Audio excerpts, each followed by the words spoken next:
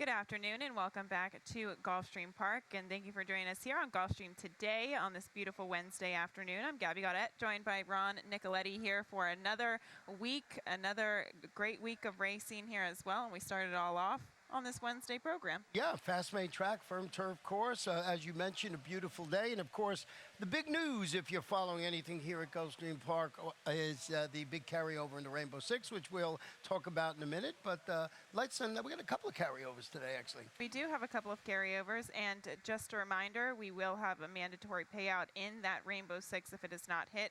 And that will be next Saturday on March 26th. So not this coming Saturday, but the following Saturday on March 26th. But with that said, we'll take a look at our featured wagers and our carryovers today. And it all starts off with race 1, that rolling super high 5, just shy or just over $3,400 there in that carryover. This also does kick off the early 50-cent pick 5 as we get into race 6 on today's 11 race program. Starts that 20-cent Rainbow Six, $3.25 million and growing. As we get to race 7, starts the 50-cent late pick 5 as well. I know you took a stab at the early and late pick 5. I took a stab at the pick 6. I couldn't find any singles today, but it's kind of a tricky sequence, which we'll get to later today. I'm interested to see, though, if you came up with a single in the early pick 5. Not in the early pick 5, but a little later on we'll talk about my ticket. I did find a single in there, and you see my progression here, 3 and 6 in here. Current favorite up there, Scam, and I also used the 6 Bold Summit, 2 in the next race, then 3 deep, and 2 in the final. $36 ticket here. I think the first couple of races, there's just a couple of horses, at least in my estimation, that can only win it. With that said, maybe a bomber will come in, but I'm going to try and go with 2 deep in the first 2 legs. Okay, and we started off with race 1, an open 12,500 event, 7 furlongs onto the main track, and the 3 Scam here is taking a little bit of early attention at 2-1. We'll take a look at the most recent replay here on the 5th of March, and that was going against that starter optional claiming company. And I thought that this was a big performance. We saw the number 3 horse on the front end just completely gun it out of the gate. That was Deer Dog, and it did set up for some of these closers because the pace completely fell apart after starting with those really strong opening quarter and half fractions. And the 2 horse, just to the inside, Disarm, got a little bit better of Scam that day, but you have to respect the connections and you have to respect the fact that this horse is meeting much easier company today. And what I like about this horse, no victories yet, but if you look at its record, 3 for 4 in the money at this 7 furlong distance, so 4 starts, a second and 2/3. So 3 for 4 in the money, and I like to stretch out in the easier spot. And even though he's winless in 4 starts at the distance, it was against much tougher company in the past, and this is a horse who just fits this condition very, very well. We do have the 6, though, Bold Summit, who now first off the claim for the new connections out of the George Navarre barn. He was in very good form against similar company too. My only concern is not so much for a claim out of the George Navarre barn, but the distance. This horse has a lot of speed. Last time out, he got away with uncontested early lead. Today, he has to prove that he can utilize his speed going more distance and potentially take a little bit of pressure. Yeah, you're talking about that race on February 25th, a field that included the top choice in its Scam when going 3/4 of a mile. It's a speedy son of insummation, but now, as you mentioned, he must prove he can handle his 7/8 of a mile distance or 7 furlongs. And the 2 Keep Me Grounded went gate to wire last time out against lesser company, but he did show some, well, he showed a lot of, he rated early and then he kind of kicked clear from the rest of the field, but now going 7/8, you might think that he could show a little bit of speed today. Yeah, and trained by Jason Service, so a good trainer. Nick Juarez handling the combination class jump and stretch out in distance today. You never know. This horse could just bust out of the gate and beat these without a doubt. I did not go that deep, but I'm a little afraid of that 2 horse. I agree with you, though, because he did beat, even though he was an open length winner last time out, it was against much lesser company, just that conditional low-level claimer. Now he has to face open company, so it's a big step up in class. We'll move on to the second race. A reminder, we do have a carryover in that super high 5 in race 1, $3,400. There will be no super high 5 wagering in the second race with some of the scratches, and we go to the one-turn mile. mile on the main track for this maiden claiming event. And we both land on the 5 Liberty Lunch here.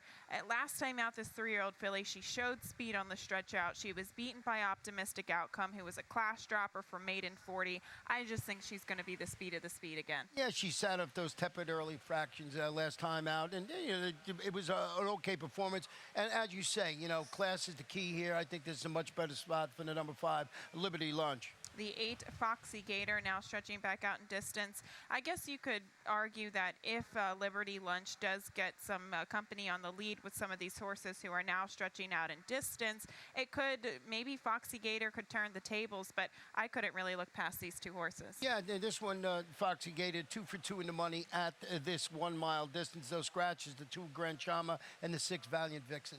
I wouldn't be surprised if the 3 Gotcha 1-2 showed a little bit of speed as well, because they aggressively sent this horse out of the gate last time, and now with added distance, I could potentially see this horse gunning from the inside. Again, lacing, so maybe that was the excuse, but maybe the horse bled in the final stages of that last race, so getting first-time Lasix today.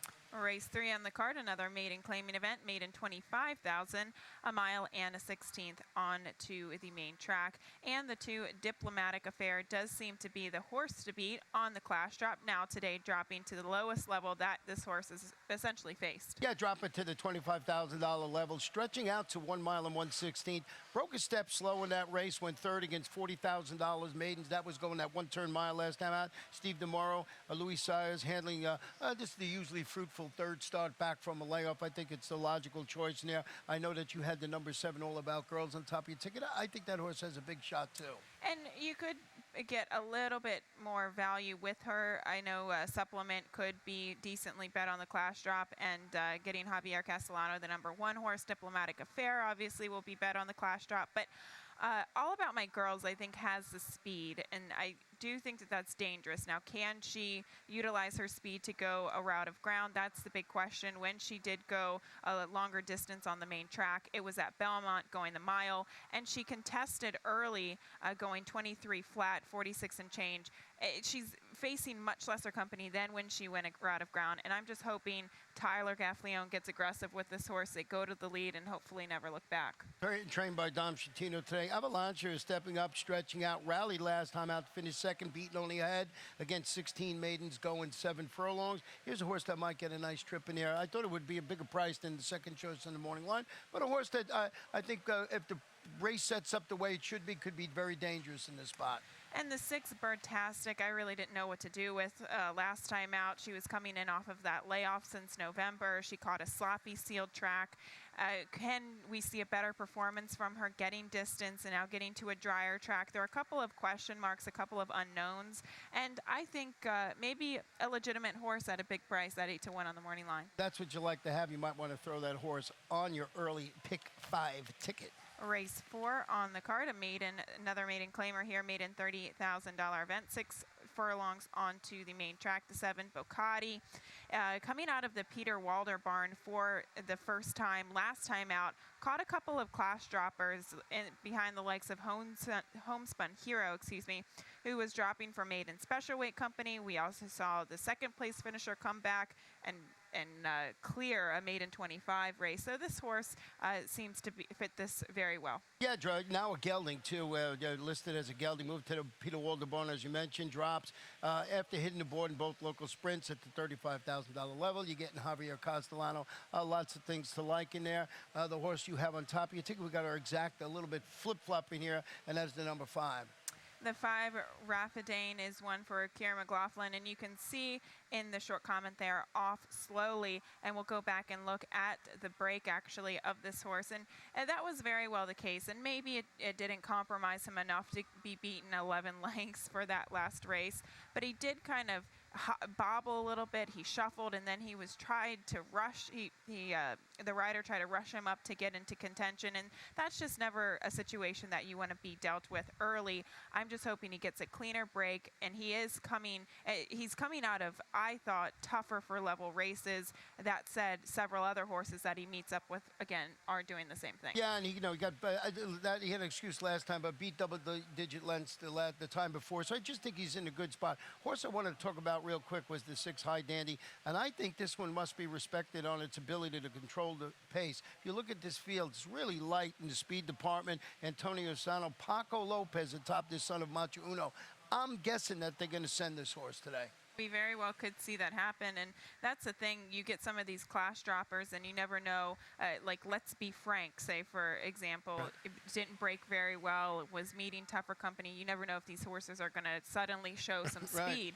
But that is a feather in the cap that you get a good gate rider and a good speed rider like Paco Lopez aboard the 6 High Dandy, and I wouldn't be surprised if they're aggressive with this horse. The 2 Let's Be Frank, though, I threw in on the bottom of the ticket first time for Mike Petro, and last time out, you do see Broke Out. That was out of town for trainer Wayne Catalano. Was shuffled back at the start, but really did no running from then on. Kind of carried his head really high. Visually, I wasn't impressed, and I think this is kind of a tougher maiden claiming level, because we get a lot of horses maiden $30,000 condition, because we do get a lot of horses who are now dropping in for this tag. Yeah, they didn't fare well at the maiden special weight of 50,000. They drop in. But let's be frank, you know, unknown to us here, hasn't been in South Florida, as you mentioned, coming from Chicago. So Luis Contreras in the saddle today. He's been back, and he's been riding the last day or two. Race 5 on the card, a maiden $25,000 event, the final leg of the early pick 5 for going out to the turf course at a mile and a 16th. And the 6, Here's Birdie, is a one that you land on here. I kind of had a tough time with this race, but I do think that if you're clever enough, there's money to be made in this one. I absolutely agree 100%. I had a very tough time with this race. I'll tell you why I went with the 6 Here's Birdie's plunging to this $25,000 level. After stalking the pace and fading, it was against $75,000 maidens at the same distance. The daughter of Burnstone, trained by Nick Zito, can turn out today, I thought, to be the controlling speed in here again. With a race where all the previous starters, if you look, do their best running from off the pace. So I'm trying to find someone that might go up there and say, hey, I'm going to be gone in here, because everybody else seems to want to take back. It's very dangerous. Speed is always very dangerous on these maiden claimers, especially on the turf. Now, we did have a little bit of a rain. I don't think it changed anything, though. On Sunday, we haven't had any rain since then, too, so expect a very firm course out there. The one, She's Dynamite, a statistic for the Jane Sibeli barn. They don't do this very often over the past several years, with maiden second starters transitioning dirt to turf, 2 wins out of 12 starts. A positive ROI, so both of those horses actually were decently priced, but more so they finish in the money at big prices. So, you know, if this horse can improve whatsoever on the turf and hits the board, I think there's value to be had in there. And not to mention, she was actually very well backed by the public in debut. She went off at 3-1, I believe, maybe the second or third choice in there, debuting at the maiden claiming level. And yes, there's not a lot to work on the bottom side in terms of turf pedigree, but the barn has been successful doing this in the past, so why not? And Tyler Gaffalione just riding in great form, and like you say, a wide open event in here. We both used similar horses underneath our top pick. I did go with the 8 High Heeled in second, who's stretching out to a mile in the 16th. Returned from about a 3-month layoff to finish a late closing 4th against Similar, going 7.5. It's a daughter of Custom for Carlos, and this one needs a fast pace up front, so something's got to happen up front. Here's Birdie, maybe gets a leg weary in the stretch or gets challenged, sets up for a horse like High Heel. Well, so in the pick 5, did you use 2 or 3 horses in the front? Three. So, but that's good. I think that's a good strategy. You go with the potential lone speed in here with the 6 Here's Birdie, or if one of these first-time starters are horses that are stretching out in distance, maybe even the 1 She's Dynamite might show some speed. You're covering yourself with a closer. Yeah, and also with the 4 horse in here too, who you had in second, stretching out if they're launching that late rally to finish behind aforementioned High Heeled. Okay, well, that sounds like a good ticket. That is the early pick 5. Race 6 does start the 20-cent Rainbow 6, so we're going to take a quick commercial break, and we'll dive right into the sequence right after this.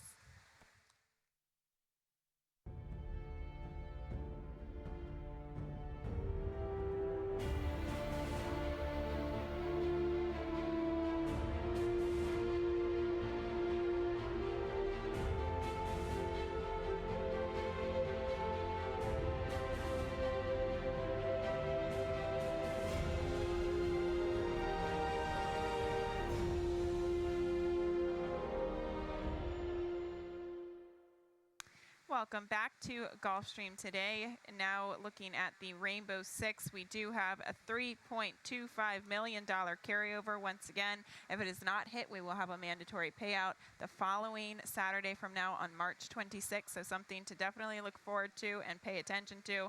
I couldn't find a single. I know you found a single in the late pick 5. I'll be interested to see what single you landed on. But for me, using 3 horses in the first leg of the sequence, I will show the ticket using 3 horses in race 7, 3 in race 8, spreading out a little bit in race 9 with 4 horses, and capping it off with 2 horses in the final 2 legs, respectively, the 3 and the 6, and the 1 and the 9. And we'll start it off with race 6. And this race was tricky because we have a couple of maiden winners last out, now facing winners for the first time. Which one's going to pop up? Or will a horse that has a little bit of back class pop up here once again today? We're starting out at 1 mile and a 16th there on the turf. And we both landed on the same horse, which is the 6, My Dinah Lee. Yeah, My Dinah Lee will face winners after setting the pace throughout and holding sway to defeat a pair of next out winners in that race. It was a $75,000 maiden test at the distance. Bill Might reunites his daughter of Discreetly Mine with jockey Jose Lascano, who has the option here with this horse, I think, to set the pace or sit off the pace. Yeah, I think she's going to prove to be a bit more versatile. I thought that she was probably just much the best last time out, and you would think that Javier is going to be cognizant of how the turf is playing today and kind of dictate where he needs to be from there. She was well backed by the public. Again, she's will be tactically placed, and we'll look at a stat here for the Bill Mott barn in comparison to the other horse that should get play, and we'll show them here both at the same time. The 6, My Dinah Lee, though, with trainer Bill Mott, maiden winners last out on the turf over the past 5 years. 25%, 51% of the money, and still a positive ROI. On the other side of the spectrum, we have the 7, Shiawassee, trained by Brian Lynch, who will show you here now, with maiden winners last out on the turf. Only 3 for 31, 10%. So again, I think the money might be a little bit better going to the 6, My Dinah Lee today. Yeah, My Dinah Lee, and I just went that way. But you're always guessing when a recent maiden winner is facing winners for the first time. The other horse I used in there, I don't know if you used this one in your ticket. You did not. Cape Caroline, previous winner at this distance here during December, is stretching out after counting some traffic problems at the 8th pole, finishing 6th in the 7th furlong, $60,000 Mrs. Presidentris Tyler Gaffleone rides. And she was competitive against similar company 2 starts back. Last time out, I didn't think that she was going to necessarily win that race. The winner kind of opened up on the rest of the field. She was bumped a couple of times at the top of the stretch, and she steadied late, and maybe it cost her a 3rd place or 4th place finish. But I did think that she was significantly far back from a couple of the 1-2 finishers in there. However, the 2, Medley Croon, this is one who I think is consistent against even tougher company. She's faced allowance optional claiming company, whether it be here or out of town at Tampa. And she's coming into the race just, I think, facing much tougher company. And this will be a solid condition for her. So I'll be using her in the exacta. The 7, Shiawassee, you did throw out. But as we showed the stats, she actually sits atop one of the, if not the highest by her speed figure in the race. Yeah, and the other horse I threw in, Cali Cat, is stretching out to 1 mile and a 16th. I thought she ran very well from a really demanding outside post 14. She still managed to finish 3rd in that aforementioned Mrs. Presidentris. Larry Bates, Paco Lopez handling that added real estate. So just a horse I thought might sit a nice trip from a much improved post. Okay, well, we're all over the map there. Hopefully the 6 wins so I can get through the first leg of the sequence. But as we move on, race 7 does kick off the 50-cent pick 5, and let's see it. Talk us through it, and I want to see your single. I'm going to see my single, and my single is going to be in race number 9 this afternoon, and that is Oxidada. This is a horse I thought had some trouble. I'm going to show you that race from the top of the stretch home a little later on, and I just had to find a single in there. $36 ticket, 3, 2, 4, and 3. Hanging my hat on Oxidada. Okay, and we'll get to that race in just a few moments, but race 7 starts us off, and we'll start everything off here with going back to a replay of the 3, Black Phoenix. Now, last time out, this horse faced $30,000 claimers on the turf.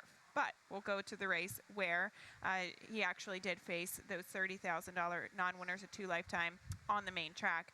And he stumbles so badly coming out of the start and then drifts wide. Really couldn't recover from there because this is a horse that, again, likes to be forwardly placed, and that did not give him the ability to get into position early. It went south from there. The big question that you have to ask now, recently facing $30,000 claimers, why diving in for the 12,500 level today? Always, you don't know if something might have happened there, or they're just looking to get a win and get the horse's confidence back. With that said, I did go with the number 8 on top of my ticket. That's Jim 2. Drop it to the 12.5 level, going back from turf to dirt after stalking the pace and fading. That was against 16,000, 2 Lifetime claimers going a mile. I found a stat here that I don't know if we put it up. I don't know if we have this one on there. Yes, we do, Joe Orsino. This is really good. I was a little surprised how good it is. 14 for 45, 31%, 51% the money with a positive ROI. Mid-level claim is going from turf to dirt in the past 5 years. So pretty good stat. That is a very good stat, and this horse does have a little bit of speed. My only concern, or my only question about this horse was, were some of his performances maybe heightened by an off track? He does clearly like a racetrack with a little bit of moisture in it. So that's one thing to maybe take into consideration. But other than that, the 10, Brother Bobo, was one that kind of intrigues me because I was way against this horse when he was bet down to the favorite a few starts back there on the 6th of December because I just thought he was coming out of a mediocre allowance race at Penn, even a mediocre allowance race at Parks.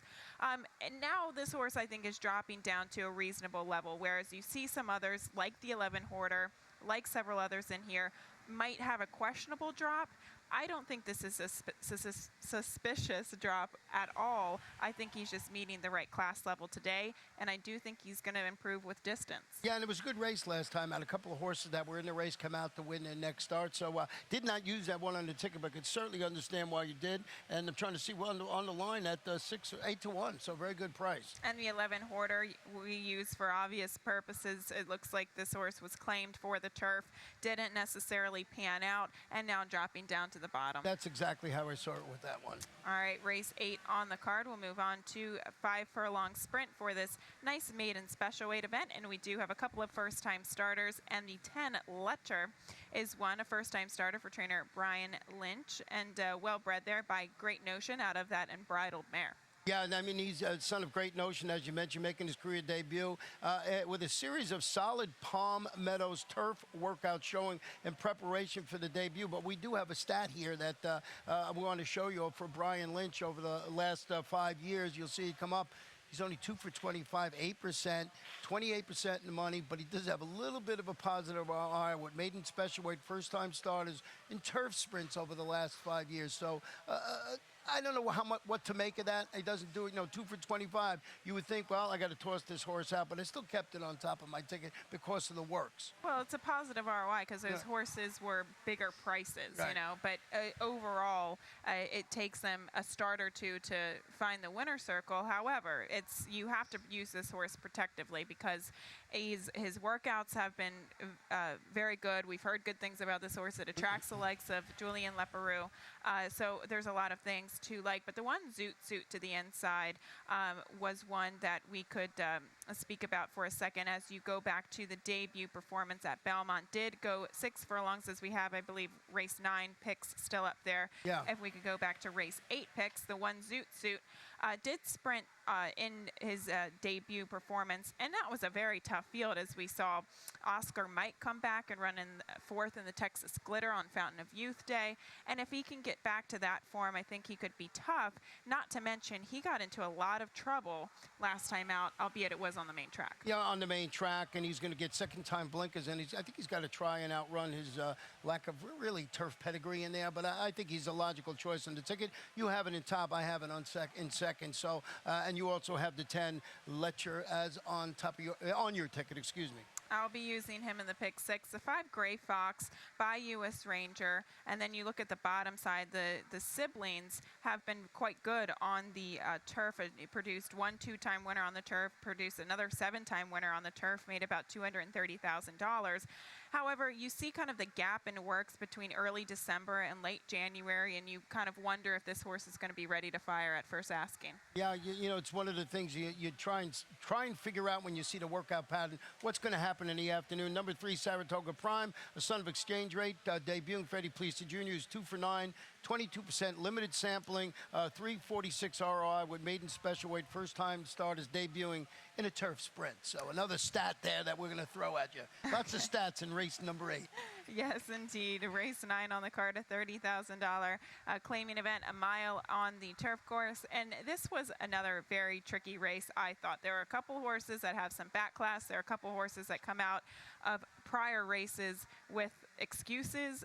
So I thought this was, you had to go all over the map. I personally am using 4 horses in here where you're singling the 7, but I did use the 7, and we'll see the replay that you were talking about earlier. Oxydata, you know, we're going to pick this one when it's time for home, and I just thought this horse never had a clear chance to run in here, and as it go, when there's number 5, and you can't miss it, it's the gray. I just thought this horse was bottled up behind horses, excuse me there, you know, always bobbled a little bit there, really never got a chance to run in this race, and I just thought he had lots of energy. It's not the only fact that he didn't get a chance to run, and I just thought, you know, today maybe getting through, and I just like this horse, and now he makes, you know, he just doesn't get it, you know, just can't get in there. So I figured he got stuck behind those wall of horses. Peter Walder, Luis Saez, named to ride, and I just think this horse in this particular level against 3 lifetime or a race in 6 months, this is the level for the number 7, Oxydata. Yeah, and she had a tremendous amount of excuses last time out, as we saw Javier Castellano was in the saddle. And he gave her a couple of right-handed encouragements there, but really just wasn't able to go out in a full-on drive. And that's, I thought, that hindered her performance. The one point that I teeter on was that she has faced $16,000 claimers and wasn't able to do it as the favorite. So that's why I kind of went against her, but I can't fault you for singling her because she did have a lot of trouble in her last start. Look, I go with a crazy horse that I can't make a lot of reasoning for. The 6, Scorpion Alley, now stepping up to the $25,000 tag, was beaten last time out, and she ran her race last time out. I thought, you know, Nick Warres did a fantastic job saving ground the entire way. She was willing to the finish, and now she has to prove that she can step up. But if you actually watch some of her back races against tougher company, she was beaten with a couple of excuses, and now second time out of the Marcus Vitale barn, this duo has really been doing very, very well, and owned by Michael Dubb. So this is a horse who I think is kind of sneaky in here, that's potential of a big race today, but the 2 big and toasty too is the speed to the inside, and I thought she was just simply outclassed in the Tierra when she was coming off the layoff 2 back. Get back to Scorpion now just a little bit. She's a daughter of Scorpion. If you look back, you'll see Stack in the dam side. That's one of my favorite turf horses that used to run here at Gulfstream Park back when you were a pup. And this horse, I like it today. I like your reasoning with the number 6 Scorpion Alley to be on the ticket. I singled the 7 Oxydata. When you put your ticket together, I think a horse like that you have to go back and look at. It's tough. This is a very, very tough race. But as you said, Oxydata did have a lot of excuses in that last start. I'm just hoping that Scorpion Alley can maybe take a step forward, or perhaps the 2 big and toasty can show some of her speed, and she's meeting slightly easier company than what she faced when she was coming off that layoff. We'll move to the 10th race on the card, a starter allowance, a starter $50,000 allowance, a mile and an 1/8 out on the turf, and we do have the 3 Vinnie White shoes, and trainer Todd Pletcher is teetering on that big milestone of 4,000, just 1 win away. We thought he was going to do it on Sunday, and he actually didn't have any horses entered in out of town, so this is the first horse that he potentially could get number 4,000 with. And we'll take a look at Vinnie White shoes and his last performance. And I know, I think a lot of people like this horse getting to the turf for the first time, and he ran okay on the dirt in debut. But this was a very strong race, I thought, and we can see him trying to angle out, make his move. The hole was a little bit shut off, and it looked like it took a couple of strides for this horse to really get into gear. But once he finally did, he exploded, and I think this is a horse that you have to respect on multi-race sequences. is this a horse that is maybe last time was the time? Can he duplicate a performance? Well, they're stretching out to 9 furlongs today, so that sort of tilted me the way to thinking that he was the one to beat. I just thought he can handle the added distance today. And Vinny White Shoes, I love the name. I don't know what it means, but I like the name. And like you said, gives Todd Pletcher his 4,000th victory if it wins. And this is the only horse he's got running today in the country. Yes, so good luck to the connections there. But the 6 Indian Guide, I think, is a horse that is in very good form right now. And if you're going to try to beat Vinny White Shoes, I think this is a viable option. We have the one Fella Fran who is coming off a really big layoff. This is a horse who could potentially be ready to fire off that long layoff. I don't know how he will fare with that inside post too at 9 furlongs off that layoff. But the 6 Indian Guide, this is a horse who I thought was visually impressive against Non-Winners of 2 Company 2 starts back on the turf. We saw that was a pretty strong race as Mexican Groove came out of that race to come back and win for $30,000 for trainer Mike Maker. And not to mention, this horse showed a whole new light of life on the dirt last time out. And I just think wherever the connections place this horse, he's just going to run his race. The only thing I had a little bit of problem is I thought he might be a little cheap in this spot, but, you know, he's ran well, as you mentioned, in Fella Fran. That layoff is 374 days. It's easier when it's 1 year and I only have to add a couple of days. 374 days. Gustavo Delgado. It's the son of Discreet Cat who has him working sharply at Gulfstream Park West. He could, if he runs like he ran in the Palm Beach last year, who knows? Okay, race 11 on the card, the 11th and final race here, 7.5 furlongs on the turf course. Hopefully we get this far in the pick 6 and in the pick 5, and then once you're here, I think you can either have a Wise Guy horse or you have the one Giant Storm who figures from that rail post. Yeah, he figures in there, dropping to $25,000 level, breaking from the rail. He departed from post 13. He showed a mid-race move in a weekend to finish 9th against $50,000 maidens. So certainly nothing you're going to write home about. Bill Mott has, spots this horse where it could be effective today. Picks up Javier Castellano, always a feather in the cap.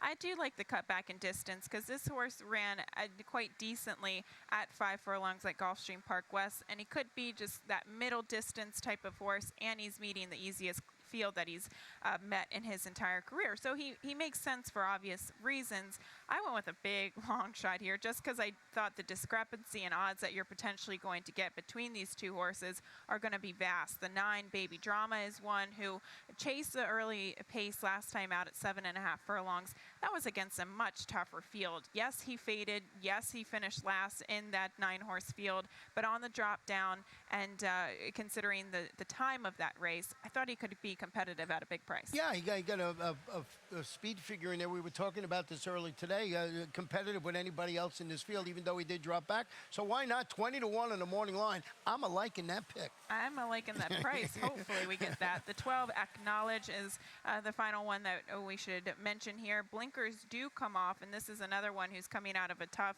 for level maiden special weight. He was 115-1 last time out.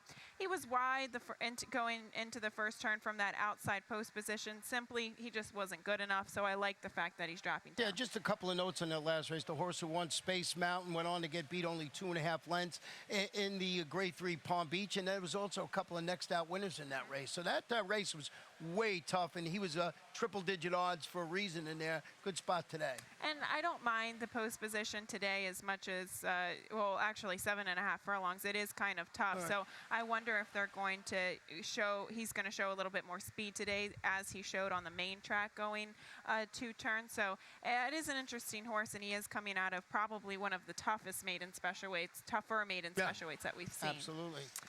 That's a wrap for us, though. Races 1 through 11 on today's program. Once again, we do have that $3.25 million carryover in the Rainbow 6. We also have a carryover in the first race for that rolling super high 5, just over $3,400.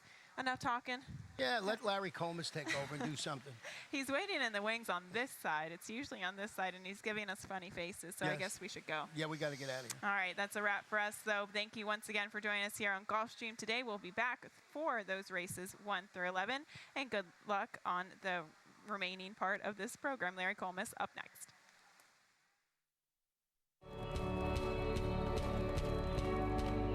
Our day begins early.